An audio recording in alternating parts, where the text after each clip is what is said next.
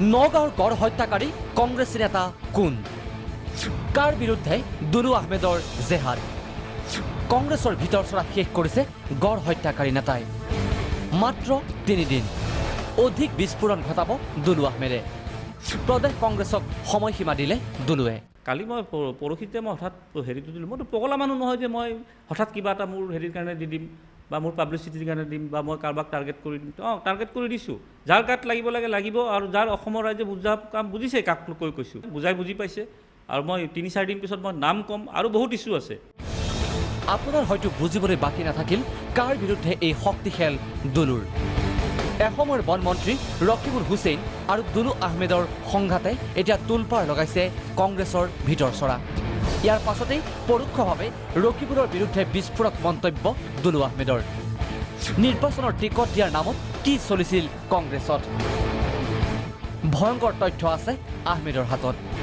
তথ্যসহ ফাদিলৰ বাবে প্ৰস্তুত দুলু আহমেদ। অকল নকওঁ, কাগজ ফটো চব দেখাম কি হৈ আছে, দলত কি হৈ আছে, কাৰ নেতৃত্বত কি ধৰণে কি ষড়যন্ত্ৰ চলি আছে, চব কম। মই সিদ্ধান্ত লৈ লৈছোঁ ইতিমধ্যে। আনহাতে কংগ্ৰেছৰ 2 নেতাৰ সংঘাতৰ পাছত প্ৰতিক্ৰিয়া ৰূপজ্যোতি কুৰ্মীৰ। এতিয়া আমাৰ বেয়া দিন, দেউতাৰ চাকৰি গ'ল। সকলোকে ধৈৰ্য ধৰাৰ আহ্বান কুৰ্মীৰ। মানে এতিয়া আমাৰ অলপ বেয়া দিন। আমাৰ মানে দেউতাৰ চাকৰি আছিলে, দেউতাৰ চাকৰিটো গ'ল।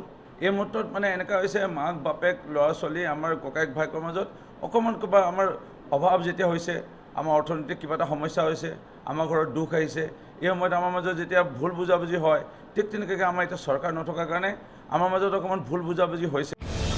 ৰকিবুলৰ প্ৰতি আহ্বান ৰূপজ্যোতিৰ। সংখ্যালঘু বিধায়কক লৈ যদি তেওঁ কিবা ভাবিছে, নাভাবিবলৈ অনুৰোধ। ৰকিবুল হুছেইন ডাঙৰীয়া অসম আমাৰ NSY ৰাজ্যিক সভাপতি আছিল, যুৱ কংগ্ৰেছৰ নেতৃত্ব বহন কৰিছিল। বৰ্তমান অসম প্ৰদেশ কংগ্ৰেছ কমিটিৰ তেখেতৰ অন্যতম ভাইচ প্ৰেচিডেণ্ট। কোনোবা মাইনৰিটি বুলি পেলাই কোনোবাই যদি মানে বেলেগ ধৰণৰ চিন্তা কৰিছে, এইবোৰ চিন্তা নকৰাটো ভাল। কংগ্ৰেছত বংশৰ যুঁজখনে শেষ পৰ্যন্ত কি ৰূপ ধাৰণ কৰিব, তাক লৈ এতিয়া সৰ্বত্ৰ সৰব চৰ্চা। বিতুপন বৰা আৰু জুঞ্জুলি দত্ত বৰা ৰিপৰ্ট, প্ৰাগ নিউজ।